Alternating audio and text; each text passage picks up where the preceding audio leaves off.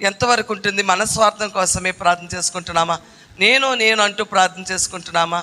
ఇతరులు ఇంకా బలపడాలని, ఇతరులు బలపడుతుంటే ఆ బలపడినందుకు కూడా మనం ఆనందిస్తూ దేవునికి కృతజ్ఞతలు తెలియపరుస్తూ ప్రియులారా, ఇట్టి రీతైన ప్రార్థన మనకు అవసరమైంది. చూడండి, కొంతమంది బలముగా ఆత్మీయ జీవితంలో ఎదుగుతుంటే వారిని చూసి వారు లేక వారి మీదే నిందలేస్తూ ఉంటారు. అది మంచి పని కాదు. మనము వారి గురించి ఇంకా ప్రార్థన చేయాలి. నాయనా, వారు ఎంతో ఆత్మీయతగా ఎదుగుతున్నారు అయ్యా, వారిని బట్టి నీకు కృతజ్ఞతలు తెలియపరుస్తున్నానయ్యా. ఎవరైనా ఆత్మీయతను ఇంకా ఎదుగుతుంటే బలపడుతుంటే వారి వల్లే మనం కూడా ఇంకా బలం పొందుకోవాలని ప్రార్థన చేయాలి.